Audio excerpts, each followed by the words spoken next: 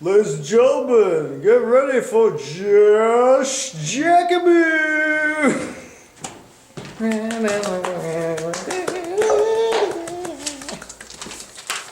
Nice. Big crowd here. More big than a Wednesday night show. I got a monologue for the show tonight. Let's see. Reddit CEO says racism is permitted on the platform. You guys hear about this? Yeah, you guys hear about this? I finally got to go on Reddit now, start posting my opinion. Instagram will soon let users download a copy of their data. That's right. That's right. You can download a copy of your data. All these big butt models can now see their big fat cottage cheese ass all day. Yeah, that makes sense. Right. Edit that out. Yeah, Donald Trump. You guys, there's a lot of Trump jokes in these tonight shows, right? Trump signs an anti-trafficking law, getting rid of the Craigslist and Backpage sex ads. Now prostitutes have to go back in the cold. I have to go follow them out in the cold. It used to be so much easier, you know, in the hotel here. These aren't good. Uber is adding bikes, rental cars, and public transit into its app. Soon the streets are going to be so filled, you're going to have to like not walk in the street anymore, right? Snapchat confirms. Oh no, Snapchat spectacles confirmed by FCC. Oh, those are the spy glasses. You could have Snapchat glasses. Now I was going to be going to the women's bathroom now with the transgenders, the kids. Come out to a Wednesday night here, folks. And finally, a Russian woman was bombed live. They found all the alcohol and vodka in her system. It wasn't embalming fluid, folks. It was vodka. All right. So I bombed. I wrote these jokes earlier today at work. What did you do, podcasters? Nothing. Anyways, JoshCast live here. Bill Miller is not here tonight. Bill, if you're listening, hope you get better. Faggot. Kidding. He's a good friend. But I do have somebody here to join me. Please, everybody, this man got a vasectomy so he can cream pie girls. Will Fritz! What a great intro. Well, listen. It's true, right? I mean, and that's not entirely... No, it's not true at all. Let me get the frame here. I should have framed this better, but there we go. We're in. Okay. I take up most of the frame with my weight. Well, that's true. That's true. Yeah, but also... insulting Bill Miller, who's been gracious enough to host on here. Not to mention, if they have a robot start screening the screening for hate speech on YouTube, this video's gone. That's true. That's true. It's get enough flags. No, but Bill Miller, he called me, which is rare. It's rare comedians will call you. They'll text you. And I was on the train, so I couldn't answer it. And he said, hey, I'm actually sick. I know you're not going to believe me. Don't bitch at me. And I was just like, wow, that's so passive. You know, I wouldn't bitch at you. I believe you, Bill. He wasn't here last night either. But yeah, Bill Miller, he's watching us right now. We miss his golden podcast voice and his walking around. And his very animated. He's a very... We were talking about him last night. What a nice guy he is. Which means he's a hack. Oh. I'm kidding. Take it easy. I'm only jackabooing. I do love how... Now, it's weird, the beginner's luck does seem true for a lot of open mic stuff. Like the first time somebody does comedy, a lot of times I've seen it, they're very good because I think that's when they're nervous and they actually have written material and have filtered and thought about it for a few months before going up. So it actually is pretty good. And then the crowd's like, yeah, this your first time? That's really good. Yeah, see you next week. Come on back. And then they're like, yeah, so... AIDS babies and then everybody's like yeah, this room is really welcoming the first times. We had a couple here last night and it went okay. I mean, listen, it was rough last night. We had 20 comedians and 3 audience members. Wow. But you know, it was that I don't want to laugh energy. You know, sometimes comedians don't want to laugh, and me, I only usually laugh at the messed up stuff because I'm just one side. Well, that's the other thing. If you know everybody else, the majority of the open mics filled with people that have seen everybody's act like 8 or more times, so you know it, and the laughs are gone after. Like even if it's truly funny. Not me. I'm doing new stuff every week. Did you tell them that? No. Yeah. I didn't say it was good. I'm just saying I'm doing it's new new, stuff. but no, there is good. I think as much as the city comics might not like it, you have a well-crafted set. The one time I came out, I was cracking up. Thanks, man. Yeah, like I said, I can be funny sometimes. That's what I tell people. But listen, I want to give a big blast to Logitech. That's right. Like, they're going to sue me. $75 for a webcam. We were talking about this earlier. The software is crap. They try to blame it on Microsoft. And we talked Microsoft, yeah, there's some issues and stuff with the Windows 10. They dropped the ball. They messed up a lot of webcams. But still, I have Windows 8.1, and I'm upset about it. I spent hours. I could have did a live prank call show. I could have wrote a new song about a girl twerking on me while I jizz in my pants. You know the stuff I do. I could have did something, and instead I'm wasting it sitting in front of a computer with a blank screen. You should have, at the very least, had the audio recording going and did a legit like non-prank call like. Yeah. Well, I'm doing a new show, Prank Calls for You. That's why I got the webcam, and I got 3 episodes so far, an intro and 2 episodes. But yeah, I'm trying to do it every week. And listen, my goal is to make this show. I have a 12-year-old fan. The 12-year-old finds me. His name's Pop Tart, and he gives me prank call ideas. And he called in on Saturday when I was doing the show. And I tried to act like he was my son, and he got lost in the store. and I used to name Sock My Cock. That's like the prank call name, and then they didn't fall for it. They heard me say "suck my cock." I was like, "What's his name?" "Suck my cock," and they hung up.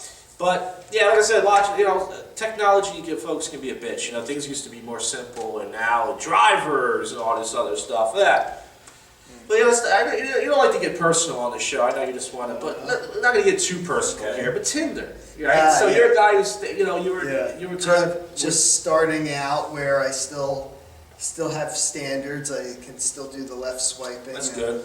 Yeah. But also, I'm not. What's the limit? You're more. I think it's 50. 50 swipes on right. Likes. 50 likes. Oh, really? Okay. Because I was wondering, just also swipes in general. Because I'm not even sure I've made it to 50 in a day before. Yeah, it's a lot of work. When you're actually looking at the pictures in the profile, you can literally spend a lot. When I used to swipe right on everything, it would take me 3 minutes. Yeah. Then when I started having standards, as you would say. Then you start reading their profile a little bit, and then next thing you know, you're like, "Damn, this is taking all day. It's been 20 minutes, and I still got all these swipes left." Yeah, well, that's my issue. Like, I'm looking, and I'll just talk myself out, being like, no. And also when they say it too, it's like, "Mama's boys," and unless you got this and that, like the looking for the sugar daddies, it's like, okay, no, yep, you're telling me, just swipe left. It's like, sure, you got it. Yeah. And then. And there's a lot that seem to say, like, I never super like on purpose. I've seen that. Because because I'm very hesitant to do the whole swipe thing. So I'm like moving and I see it like, super like, nope, yes. I'm like, okay, let me just use the buttons and stuff like a caveman. Yeah, girls, they use it differently than guys because girls get together with their friends and they just laugh at guys. And the reason why I know this is because when I had this college campus mail job, these girls were like 20, and at the end of the day I would work for an hour back in this mail center and students would pick up their packages, and these girls, there was 3 of them, and they would get on Tinder and they would like laugh at guys and stuff like, "Oh, look at that." And it's just like, girls do that, I can tell. And on Bumble, I've tried that where the girls message you first.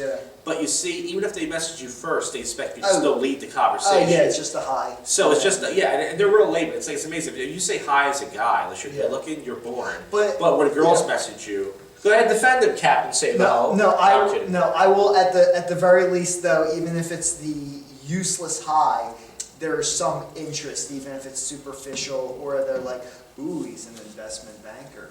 So yeah, if there's even if they message first and it's just a hi, what else you got? Like okay, well, there was something in the profile that they like. Meanwhile, with Tinder, it's just you both have to like and match up, and then whatever. I got a few photos over the years, but I never got close. The closest I got was this chick lived in Doylestown. This was right before I got my car. And the time I wasn't getting a car for her. Then I randomly got a car, and the time I was going to meet her, she was dating somebody else, which wasn't, a big problem. I was dying to meet her. But yeah, it's like these dating apps. Women ruin everything. They ruin all. I mean, see, the thing is, as a nice guy, You don't want to say that. But here's yeah. the thing, because think about it, guys are coming up with these ideas. Think about it, you're sitting at home, you could be anywhere. You could be laying at home on the couch, you go on a fucking date app and say, order a pizza, and next thing you know, you could be getting some pussy. You know? And instead, you can't But like, you know, it's still a big generalization, though, to say that, like, to use the nice guys finish last friend zone thing. I'm saying that women ruined the online dating apps. There are some nice guys who are pussies who don't do anything. No, and they, like, well, the reason they're selective is, they, like, you know, you don't hear about men being raped for a reason. Men are the rapists. Like, it's just, there is a lot of fear, and they just arrested that dude that, it was somewhere in this area that the girl was found dead in the park, and sorry. No, I'm not used to the collapse. Yeah, dead in the park and sexually assaulted or whatever, and then the guy that did it, like that it was the guy that he's at least arrested, so allegedly this guy did the crime, and but here he was on parole from a similar sort of case out in California, and then he's just like, oh, I'll just go to PA and then go do that to a girl out there, and so I mean, there's a justifiable fear of it. But no, I understand that, but I'm saying that the games, you know, just like we were talking about, just like the profiles, they give you a bunch of rules and demands, and even though some guys can be, you know, lame and say, hey, beautiful, and they can say things like hi, be born and stuff, they don't have to ever initiate anything. So they don't know what it's like. They think it's easy. Like, why can't you can talk to one girl who says, why can't a guy just come up and introduce himself to me? Why? But then I've done that before. And they're just like, it's like, why are guys hitting on me at like? No, even worse. They say like, do I know you? Like an attitude. Like I was like, no, I'm just trying to get your name.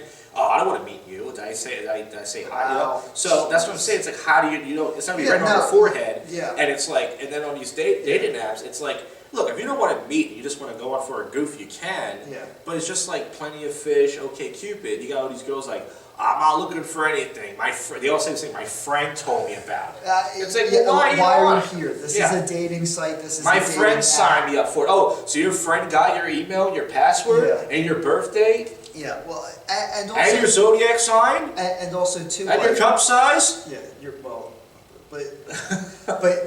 But yeah, like they're like, why are they still going to follow up then? It'll just be like my friend set this up for me and is now using it to catfish. It's not really me. They say things like, oh, I'm just getting ready to delete this, but it's been there for months. It's like, why haven't you deleted it yet? Whore!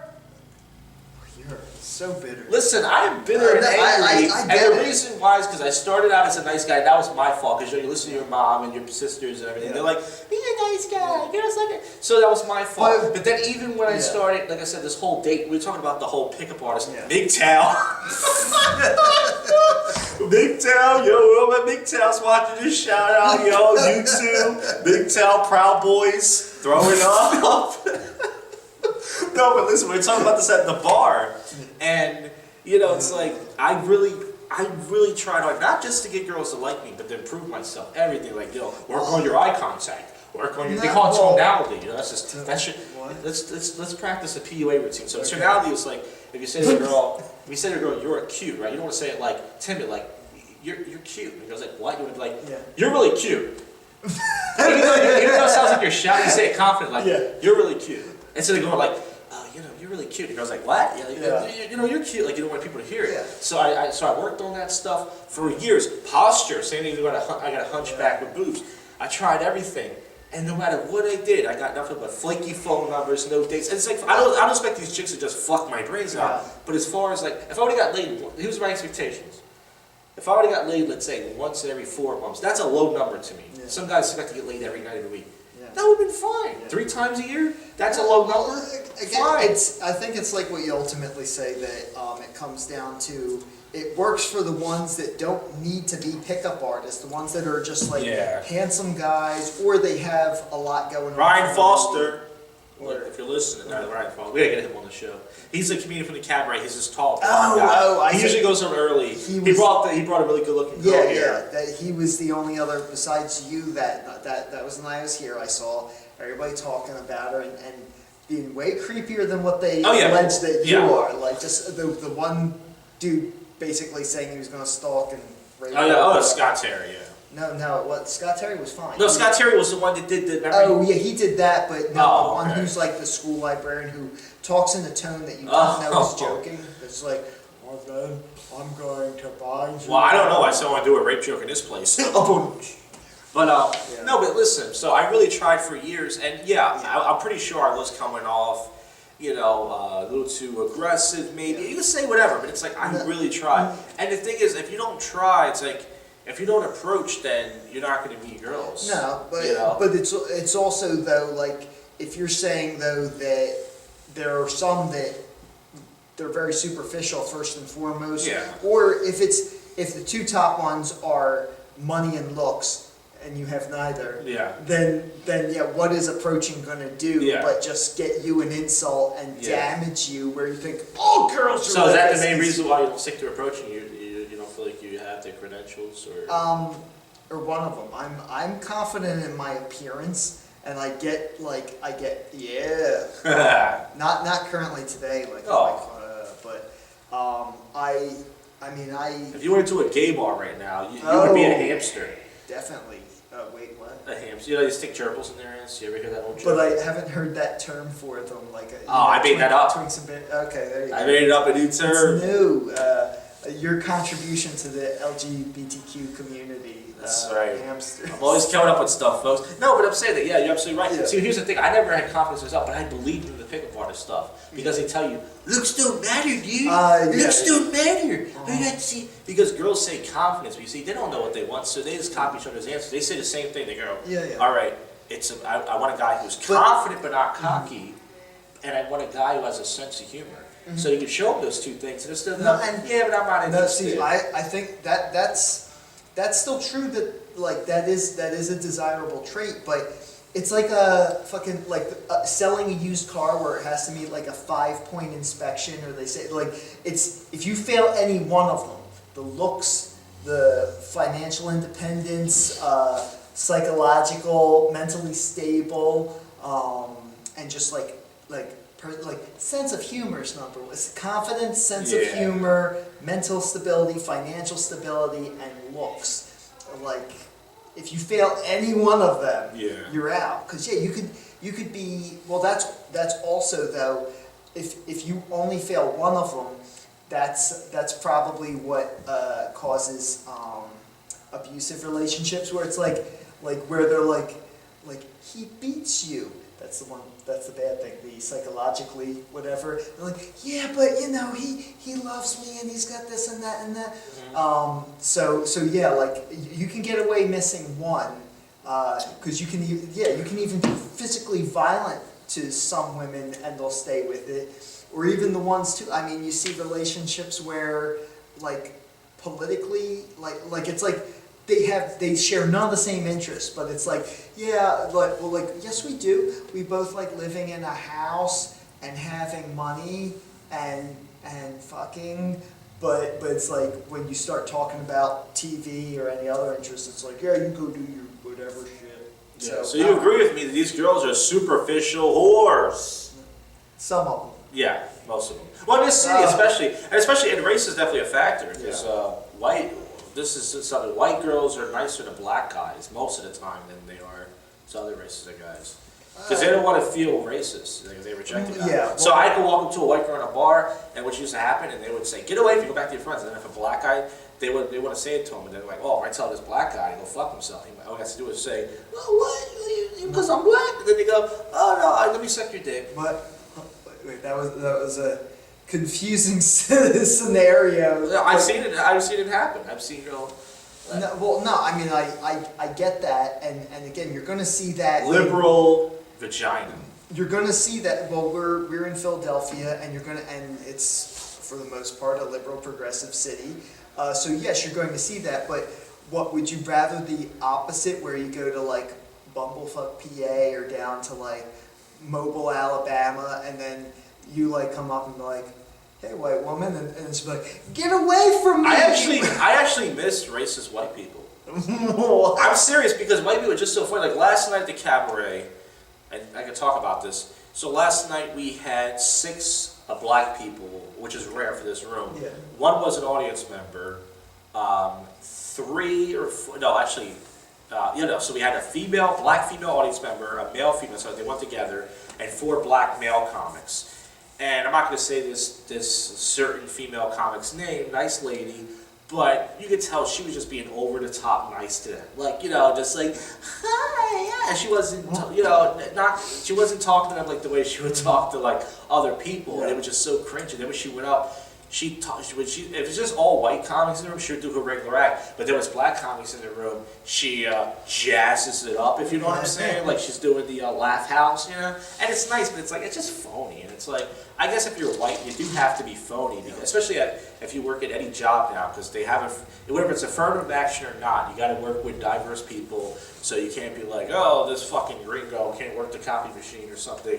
But it's like, you got to be, of course you got to be phony in life, But I'm just saying that if a white girl told me, get away from me, you spink, I would get a hard on, Because it's just, because I'm into that. The good old days. So yeah, like they're not.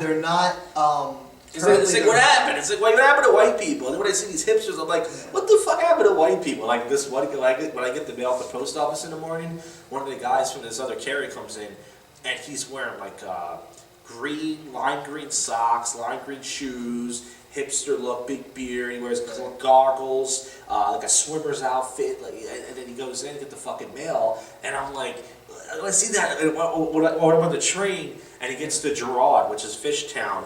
All these white people, and they dress really, plaid shirts and everything, and then on top of it, they got the dirty, I don't wash my hair, I don't shampoo, you see the lice of dryness in their hair, and it's like, what the fuck happened to white people, man? What happened to you guys? Like, you guys just got together, it's like, we gotta change this, man, we gotta change this, and white girl was like, yeah, I gotta fuck all the black guys, that'll make the world better, and it's like, yeah, black guys are getting laid, and you say they deserve it, great, but it's like, and you can't talk about anything these days because it's like how are we going to move forward if we can't talk about these kind of things? Well, it's fun mentioning that, how it's like they think it's censorship is the better course of action. There was I saw some news in the BBC that in BBC, by the way, stands for Big Black Cock. Big Black Cock. or Big booty cunt. Yeah. No, so they mentioned in Germany there's this neighborhood that back in like the 1900s, or no, even earlier than that. I don't know. Apparently, it was considered the first Holocaust of Germany. They've got like 3 under their belt now. Wow. But the first one apparently was like a slave trading neighborhood or something, but the street names are named after like the slave traders or something that ran those neighborhoods. So they're just hundreds of year old street names and stuff, and they recently changed 5 of the streets to progressive West African people in Germany that changed the practices or whatever. So they're named after modern people known for like a recent thing, but well, either way, they basically are paving over and ignoring the history of that instead of acknowledging it, like where like you can still go and visit the concentration camps of Auschwitz and Dachau. In Germany, they preserve it as a historic site. Like, yeah, look, this really happened. The Holocaust isn't some manufactured lie or whatever. But then they're just like, oh, here's another real place. Let's get rid of it because this is a hate thing. And then generations from now, people won't remember that happened. And then separate of that, but still together, is the New York Times had a survey that showed that at least 40% of Americans don't really know anything about the Holocaust. Like, they've heard the word and they're like, yeah, it was like a bunch of Jews were killed in Germany, but what? And then when they go further, it's like over 60% don't know that Hitler was democratically elected, and that 90% didn't know what Auschwitz was, like the biggest death camp. And so it's like they're forgetting about it it hasn't even been 100 years, but people are forgetting about this big thing. But that's the thing that when you say like, oh, that's a trigger word. Don't say Holocaust. Don't say Holocaust. Don't say 9/11.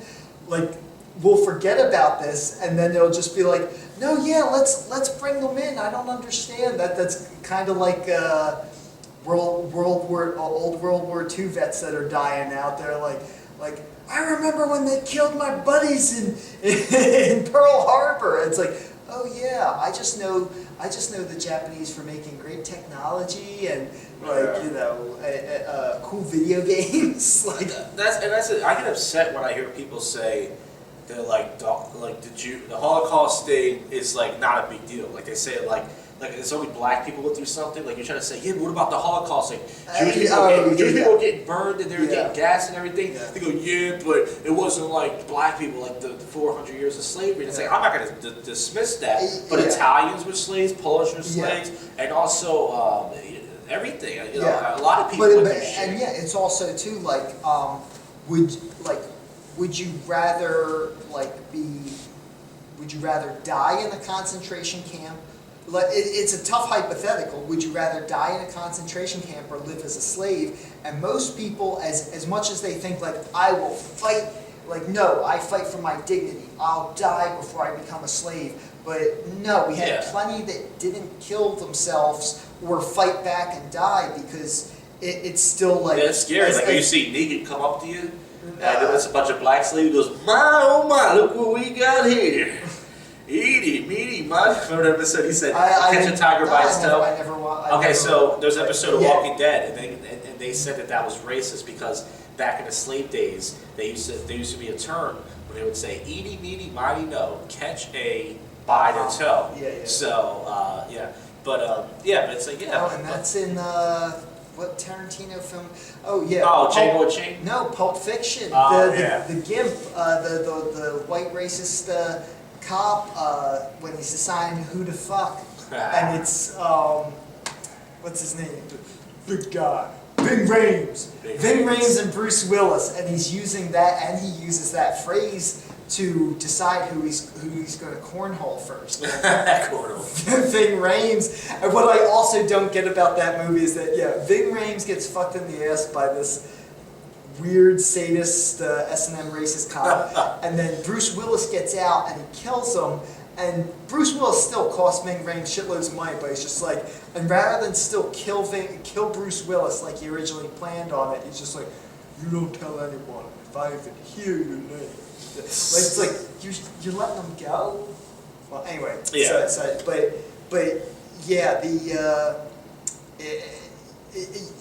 like I mean, people would. I was watching an episode of Blind Date. I like that show. And you used to watch it on YouTube, by the way. And there was this guy, he was a history teacher, and he was like, slavery wasn't that bad. And just like this white lady was like, what? And he was like, because like they had homes and they were fed and stuff. It wasn't as bad as they seemed, And she was like real offended. But I mean, everyone has a different take on it. But it's like, the history books, they get rid of the N-word and Huckleberry Finn, that triggers people. They're like, I don't think we should say that. Even and Mark Twain. Yeah, a more recent stupid one though was a girl on YouTube. There's some girl where she's holding up like a Maybelline or a Revlon eyeliner, and she's like, look at this shit. I can't believe this. That it's 2017 and like this company is sick enough to call this black eyeliner Negro, and it's like, no, it was the Spanish. It said black/noir/Negro. Because this eyeliner is sold in the U.S., French Canada, and South America, Mexico. So it has languages for all three of like this whole side of the planet. But her being an ignorant dumbass doesn't even know that Negro is the color of black in Spanish. So this is the problem. Like white people, they're telling people what they should be offended by. Even before the black person reacts, like, oh, that guy, what are you doing? You listen to white people, you ain't niggas. You didn't like the Black Panther movie? That's because you're a racist. Not because it was a poorly written movie. Yeah, man. it's getting out of line, folks. But this is the country we're living in now. Another more recent example too of like ignoring history. So recently there's some Indian comedian that did a mini documentary about how racist the character of Apu is. Oh, okay, yeah, the guy. Aziz Ansari? No, it wasn't. The guy. Cowhead was from White Castle. No, he was playing Kumar, White Castle. Okay. And he was in the documentary. I think he was the main guy. But he was one of the guys. So yeah, they did this little documentary, and it's talking about like how is it Hank Azaria who does Apu? I don't know. He might be. But whoever does Apu, they were like, it sounds like a white guy doing a racist version of what they think an Indian guy sounds like, and it does. But that's also like it's still like it's based in truth of that like yeah. If you go into many 7-Elevens in the U.S., you'll hear that type of accent. Just like same with the stereotype of Chinese laundromats or just other things like that. It's a stereotype based in truth, and yeah, whether it's whatever right or wrong, that's what they went with. Rather than go up like can you imagine too back in the day like everyone's whatever racist against Indian store clerks, and then say, hey, can we get you to just talk in your silly accent, and just like what if we got a real American Indian guy to do the accent, it would be better. Yeah. And another thing I heard them say that he says I'm sorry a lot. Is that something that Apu? Like that's offensive too. It's like he says like I'm sorry, like they made him like Cal Penn was talking about on the Jim Norton and Sam Roberts show. And he said the problem with it is not the character. He said that they make him sound like he's not even a person. Like it's a mockery character. Like it's like if he was a real, but it's a cartoon show. Well, the other thing is he works a service job, and the joke was too that he runs a shitty store. That like they're cheap. They don't have like that's when they find the grade F malt instead of milk. He doesn't run a reputable business, and so yeah, he's always I'm sorry, sir, but this machine is for that. I'm sorry, sir, but we. If you guys want to see a good Indian scene in the movie, as far as a quickie mark goes, Encino Man with Pauly Shore when he goes no wheezing the juice. when he's wheeze the juice, no wheezing the juice. I thought Pauly Shore was funny when I was a kid. Encino Man and Son-in-Law. Yeah. I Biodome. Was he a Biodome? Yes, Pauly Oh Shore. yeah. I thought he was good. I didn't realize he sucked till I got older. But when I was a kid, he got me that. No, yeah, back in the day, funny stuff for some. I did. But so either way, one thing though, say because we grew up in it and it's normalized. It doesn't seem like this big thing, but again, the new generations, everything's offensive. But so the reason why it's brought up now is because Simpsons sort of retort to that documentary was Lisa kind of saying something about like looking dead in the camera and saying like, well, some people get offensive at things that weren't offensive 2 years ago. Something like that that's kind of just like you're pussies now for being offended. But I saw somebody post a good response of how Simpsons should have handled it, and it's how the Warner Brothers handled the old racist Looney Tunes cartoons with I think Bugs Bunny said the N-word at some point, and also they did a thing. He got tired of sharing the spotlight with Daffy Duck. Well, they did a thing too way back in the day where it was like Daffy Duck was Hitler and Bugs, I don't know, but so they've done racist stuff just like Disney. And Edward Fudd was a wildlife photographer. That's my John Rice impression. Yeah. but Warner Brothers still shows they still show the cartoon, but with sort of a disclaimer at the front that say it's like the cartoon you're about to see is a product of its time when racism was like more widely accepted, although not right now. It is not right now, nor was it right then. It was accepted, and we are showing this cartoon in its original format, not to promote or encourage racism or hatred, but to show that it existed, because for us to censor it would be to ignore, bury it, or deny that it ever happened. So it's like, it's kind of a noble thing they do, that it's like, you know, if you want to watch like old Tara Baby cartoons or whatever, and Mammy, oh yeah, because there's Bugs in blackface doing a Mammy thing like Al Jolson. Mammy, hello there! You ever hear Gilbert Gottfried do that? No. He did it mainly on Howard Stern show. Yeah. He would just do that. But yeah, I mean, that was, again, blackface was normalized, Yeah. but it's also the same way now that I just watched like Good Morning America, or one of those bullshit shows this morning, and white ass like Howie Mandel looking Michael Simon, Chef Michael Simon, went on tour of like Koreatown, and then he didn't make fun, he didn't do the cha-cha-cha. He went, they did karaoke, and he started rapping, and then he's there with like an African American co-host lady, and he's like, here in Koreatown, we're trying to get down, blah blah, and you see her like wincing, like, no. That's not as bad as Michelle Obama's rap. You hear that? No. Michelle Obama made a rap, and she sounds whiter than a white woman doing an impersonation of a black. Yeah, I could see that, but it's like the idea though that soon it will be just like Michael Simon wasn't doing rap to be like, yo, look how funny it is when black people sing their songs that are rap. No, it's like an appreciation, but just not being cool enough to pull it off, because he's not actually, you know, he can't really rap. He wasn't brought up in that culture. But it's like, it's insulting if you even try now, because they call it cultural appropriation. Like, how dare you be a fan of Sugar Hill Gang and Run DMC? For you to sing them in karaoke, it's just insulting. Like, well, but I thought we were the melting pot, and we should embrace, like, no, I buy their albums. I paid money to them so I could listen to their music. Listen, black culture promotes harassment against women, and that's why I'm a fan of it. No, Bill Cosby, you hear about Bill Cosby was walking down the street, and a woman was topless, and she wrote "Me Too" on her bare tits. I mean, that's like, I feel like, I'm pretty sure he felt like a rapist in a candy store. Hey, did you hear what happened to T.J. Miller? TJ Miller, I thought there's a bomb here.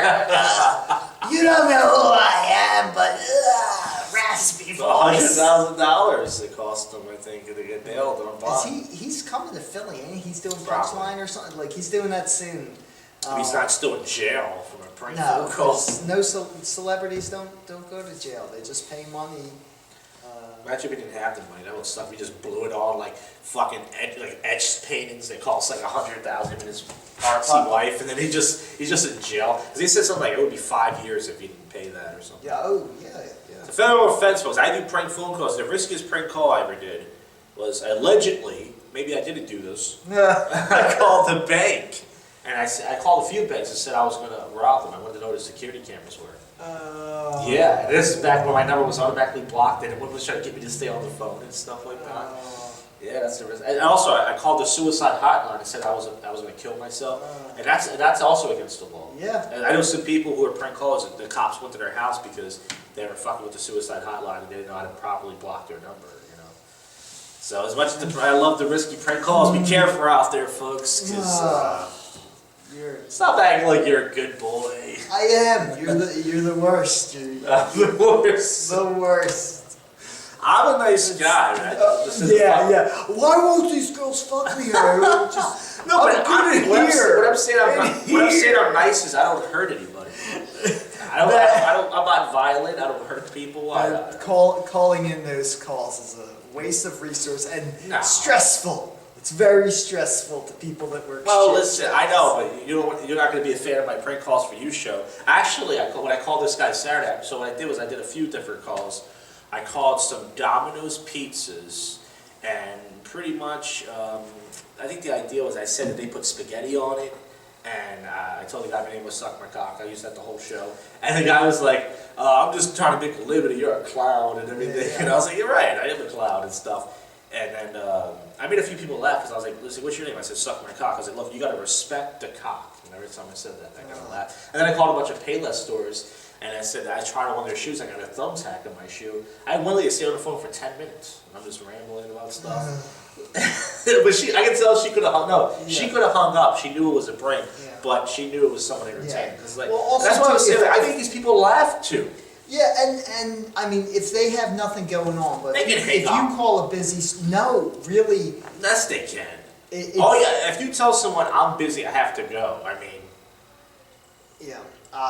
Well, not all of them have like that training or the common sense, but then it's also even more nasty because it's like, I don't know, it just... I was thinking, I made up a freestyle yesterday. Let's see if I can remember this when I was on the bus. Yo, I heard they're building a raw diner. I won't see you there with your mom and her long vagina. I don't have anything else. I forgot the rest of it. I had some more bars. It's based around the... Yeah, it's too inside for... Oh, my Northeast big towns.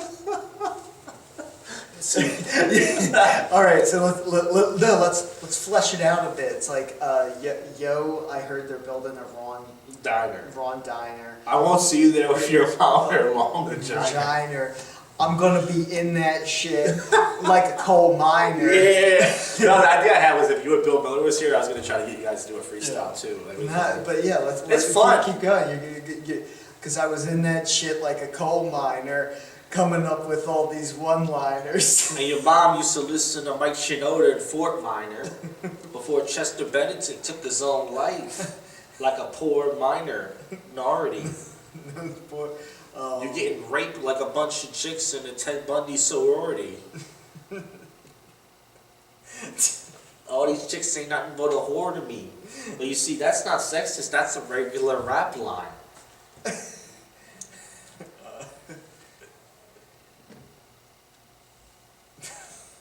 Alright, there you go. That's the end of the freestyle session. Bars. You want to come on the show and spit some shit? I watch rap battles. That's what I've been doing at work. I like the rap battles. Those ones, they're good. I don't like the new ones like this. Was it Sway in the morning? Who's the the guy Sway in the morning. Yeah, they do. They do. That's what they see. But they're not really freestyles though because they write. You know. I don't know, it's still good. Because I've only seen some of them are. Some YouTube videos, but you can tell the difference between one like Hobson or somebody else who like has a shitload of stuff because it's just all these combinations and they all work out, and you can tell it's like current from that moment, like what he's talking about, what's going on in the news. But then you see some like the funniest one was like Lil Uzi Vert or something. Yeah. And just seeing like, no, start over. No, I thought the funniest one was Shia LaBeouf. Oh, okay, he was on. He did 5 Fingers of Death, where they put on 5 different beats that are hard to ride, and he freestyles. And he's not terrible, but he shouldn't be. I mean, listen, I can say he shouldn't be rapping. He can do it for fun, but he's a fan of hip hop, so he was like, yeah, man, I like rap. And then they had him. There's actually a really funny clip of the guy that was in American Pie 1, if you remember. I don't know his name. Jason Biggs? No. The guy who played the lacrosse player. Well, he was this guy in the movie, and but anyways, he talks regular white, but then when he was around Sway or somebody, he goes, yo, what's up? He talks with a black accent. Yeah, that happens. You know. I feel you. Some people bring that out of you. Carry white. Yeah, no doubt. Yeah.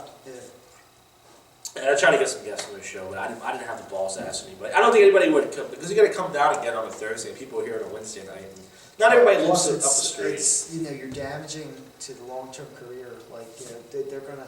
These episodes will haunt us in the future. Oh God! I'm going to be on Jimmy Kimmel and this and that, like that. Listen, if a miracle happens and I actually get not big in comedy, I actually get somewhere, then if I have to take some episodes down or something, I will. But until then, it's like I'm talking a dead air right now. Nothing ever goes away from the internet, though. This is all backlogged. Some weird guy just saving everything. He's like, what's this? He just catalogs it. I don't know this Will Fitz guy. Will Fitz. He just has like a bunch of clips.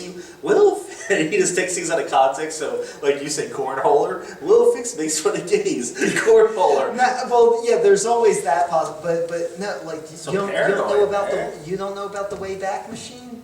Wayback Machine, no. Okay, you go to like, or just even Google or whatever. But Wayback Machine, it's a web arc, and there's several other like it too that work on different schedules. The Wayback Machine doesn't archive everything, but about every other month, it takes a snapshot of everything that's on that website. So everything on YouTube is logged on certain dates, and that even if it's deleted later, the Wayback Machine is logged on separate servers, and everything's archived there. So you can find shit that was taken off of YouTube on the Wayback Machine.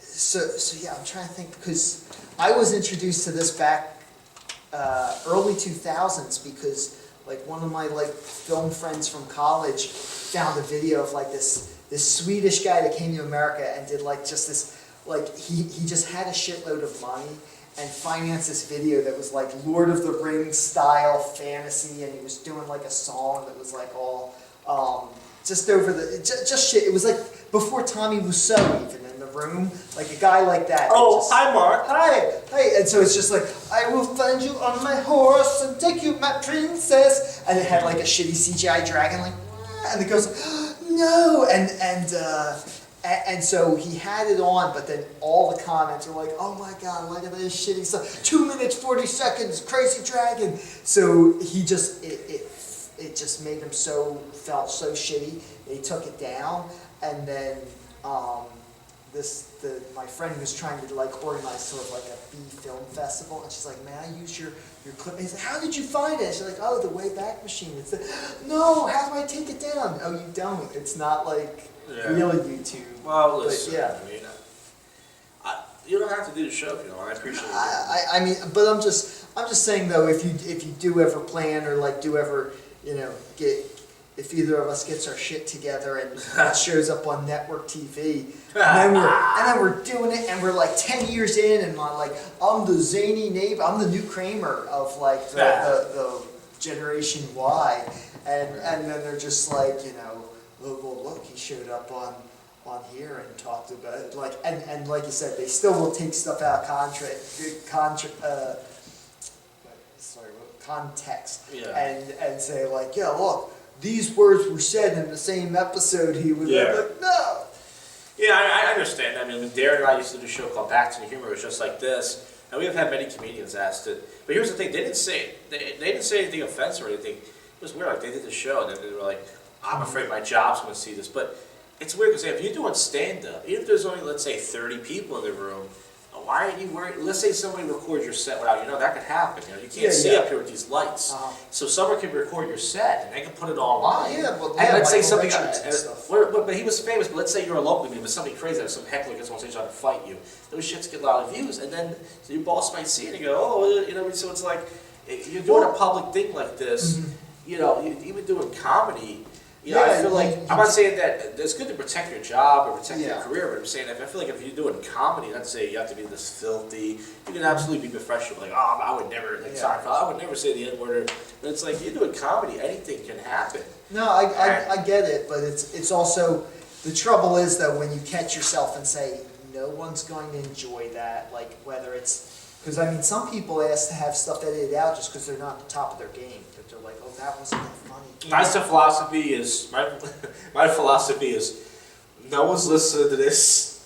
Who gives a shit? Yeah. Life is short, so it's like fuck it. I'm just going. Well, I will. That's also why I still agree to the life is short and so are people's memories. That even if it does come to light 10 years from now, and they're like, look, he said, suck my cock, and we don't say cock anymore. Not in today's world with VR headsets. But say they say that though, the news cycle is so quick though that we already forget about. Like everyone's already forgotten about earlier shit that Trump said, or even before that, like different stars that are disgraced and gone. Like, hey, remember Charlie Sheen when he was going around giving people AIDS? Yeah. No, we don't. Like, So that's going to get taken out of context. So just going to take that one line. You keep setting yourself up to a kid. He said Charlie Sheen gave people AIDS. Yeah. He did. I'll go on the way back machine to prove it. Yeah. No, it's right. But yeah, it's just weird. It's like, especially this comedy thing, because here's the thing. I mean, people tell me to keep it clean. And the thing is, even if I did that, there's so many people I know that are clean that aren't going anywhere. No. And like, I heard a guy call to a radio show today, and he was like, he has like this professional comedian like advice, and he was like, he's trying to be more funny. And it's like, even if you get more funny, there's comedians who are brilliant. When I say brilliant, I mean very brilliant funny. They can write for a Tonight Show or something, and they're not going to because it's about connections. Yeah. It's about who you know, and it's different comedy. I listened to the show Jim Norton and Sarah Roberts, and they were talking today. No, the Bonfire I was listening to today. That's when Big J Okerson and Dan Soder. Big J Okerson started out in Philly at the Laugh House, and he was talking. They was funny. They were shitting on the Northeast Cabaret. Not Big J Okerson. This comedian Joe DeRosa. Yeah. He did a show here, and he was talking about Scarpati. He was like that fucking Northeast Cabaret. He's like, I never did that. I did it once. They ripped me off. And Keith Robinson, who's a black guy, he's a mentor of Kevin Hart. He did a show here too, and I guess that they only paid like a little bit of money. Like, they fucking ripped us off. We brought the whole crowd in. So they were shitting on the Northeast Cabaret, which is awesome to hear because this room is like so underground. Yeah. So listen to that. But those guys were at the Laugh House, and that's how they got really good. They went from these tough black rooms where they would boo you like the Apollo. Yeah. And this guy Kurt Metzger, who's a famous guy, he gets a lot of arguments, a lot of rants.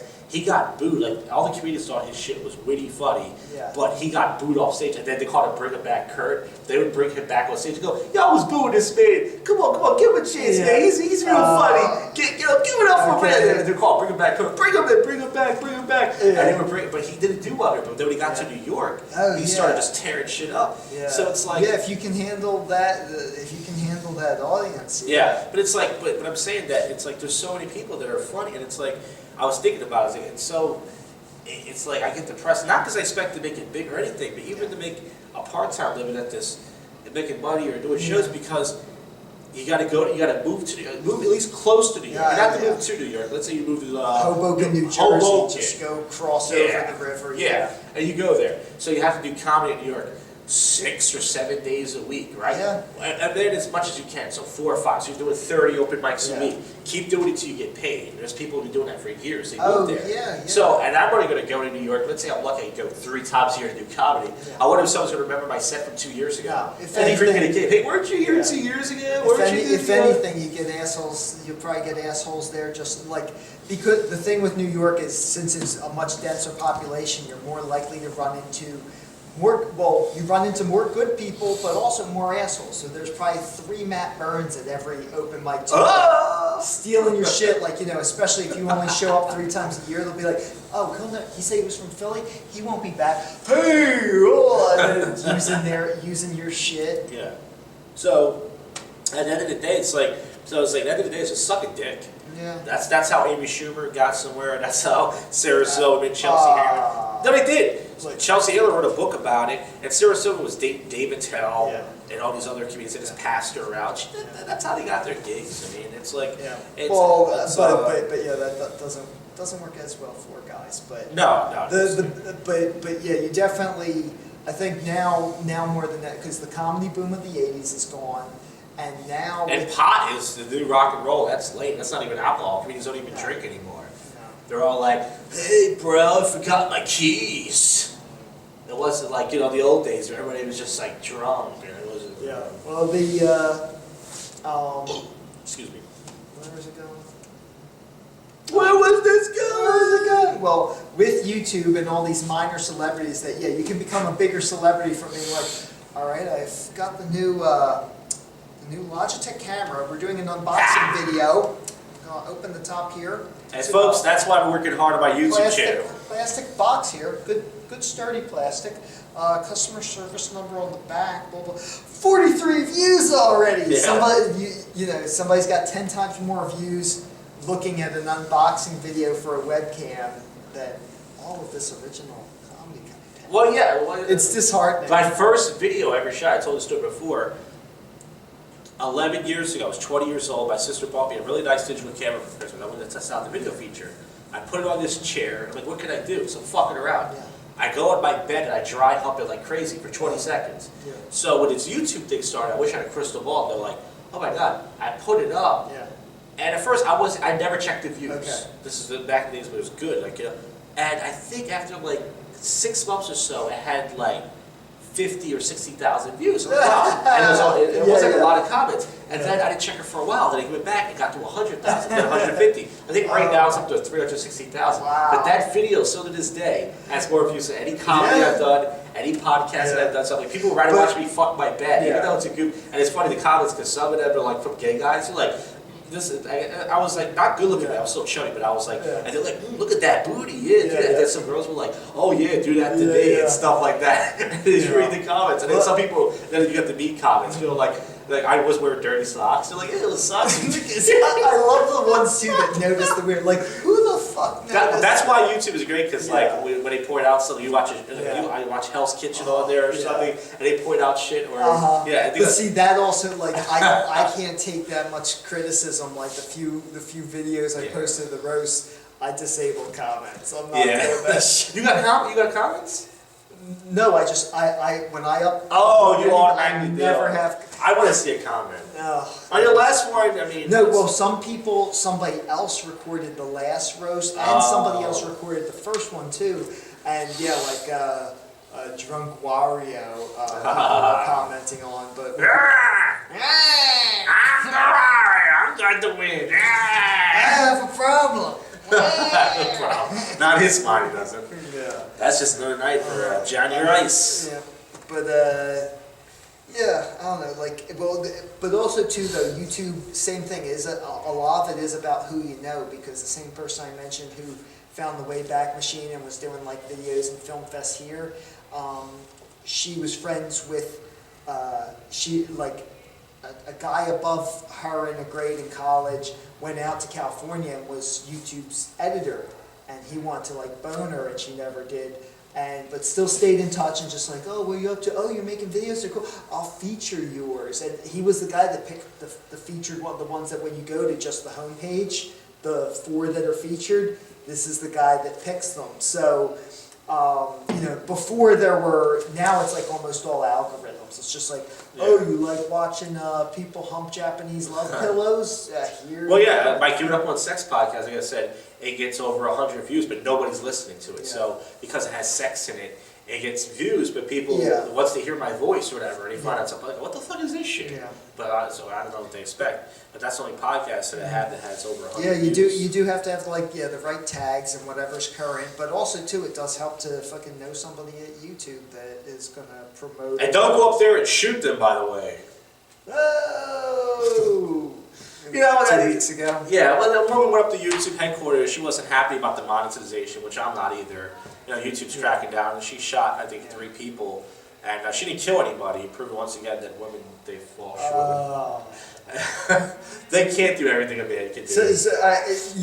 You're looking for the wrong audience. Just tagging. How's that for gender equality, huh, folks? But see, just tagging this just general like comedy or whatever. Like you have to put like MGTOW.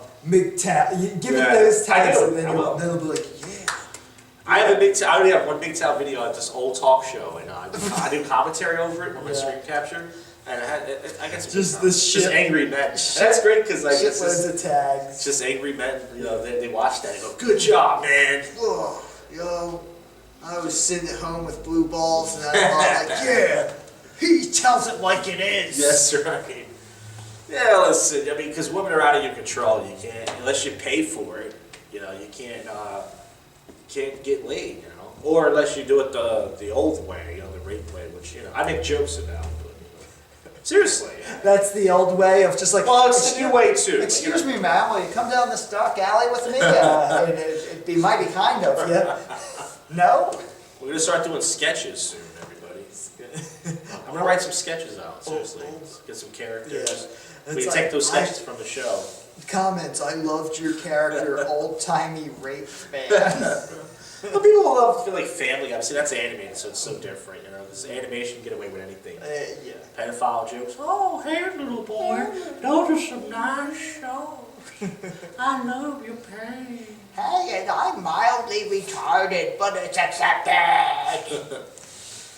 All right. Well, I think we should wrap this up. We went a while here. Will, thank you again. I know you're paranoid. This is going to ruin your political campaign sometime or something. Yeah, but excuse me, Mr. Fitz. Were you doing a podcast with Josh Jacoby and you made rape in us? And you have to defend it? It was a simpler time. I felt bad for that guy. He was a loser, and I was just helping him out. You have to trash me. It was my outreach to the Latino community. All right, let's stand up here. That's what we always do. All right. This has been JoshCast. Will Fitz, Josh Jack. Bill Miller's not here. He'll be here hopefully in 2 weeks. He's under the weather. Bill, if you're watching, hey, buddy. And Over 300 episodes. He must be doing something. I should quit, but I don't. All right. See you guys. Thanks for watching.